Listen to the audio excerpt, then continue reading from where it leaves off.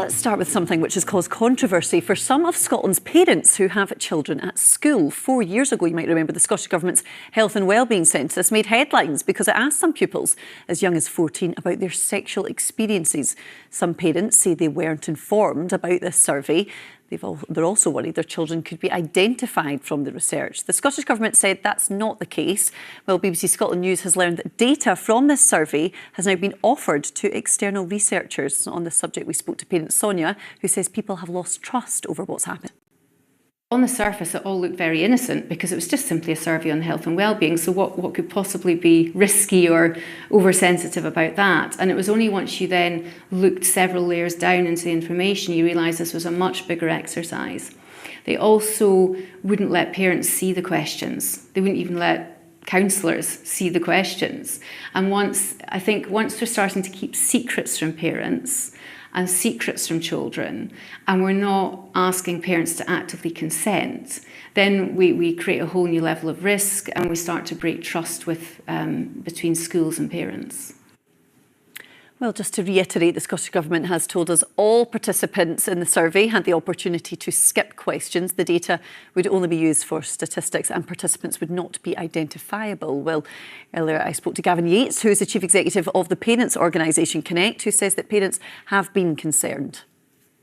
You speak to most parents, they're quite happy for their young people and themselves to have their views recorded, for public policy reasons, to make sure that the data that is recorded is going to make better policy decisions. That's not the issue here.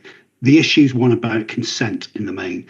And it's about properly obtaining consent so that, you can get good research, you can get good outcomes for young people. That consent was not achieved properly, and that's the crux of the issue here. So what have parents said to you about it? Just how are they feeling about the way in which this information could be used?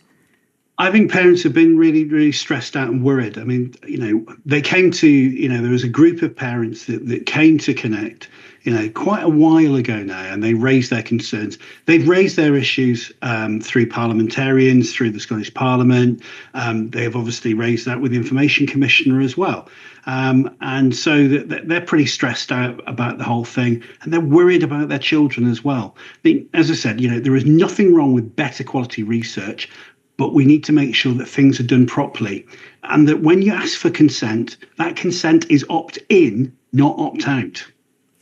So I've just got a statement here from the Scottish Government, Gavin, and they say that it was made clear that the data provided to the Scottish Government and subsequently made available to external researchers would only be used for statistics and research purposes and therefore not identifiable from any results.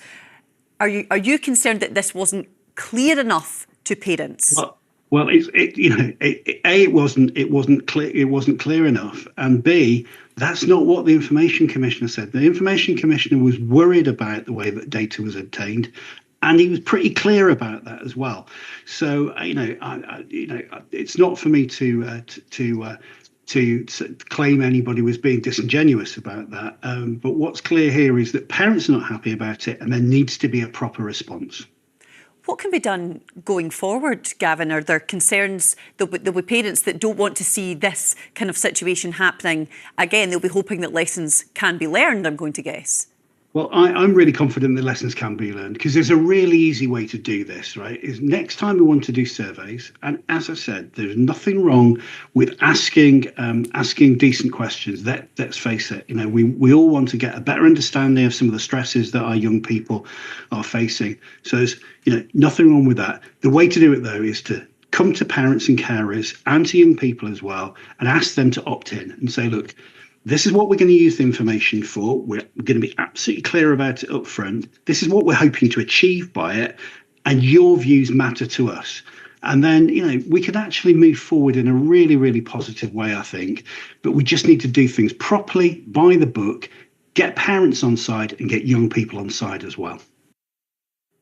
Gavin Yates there. So what do you make of this story then? You can get in touch with us if you fancy using our email address that is on your screen now. It's news7@bbc.co.uk, and some of you have already contacted us using BBC News Scotland website. Jo in Stirling says, my daughter was asked to fill in this survey and showed it to my husband and me. We made a complaint to the school. We weren't satisfied with the answer, then reported it to the Education Department at Stirling Council. I'm afraid I'm not surprised by this news article. We weren't informed about it beforehand, by the way.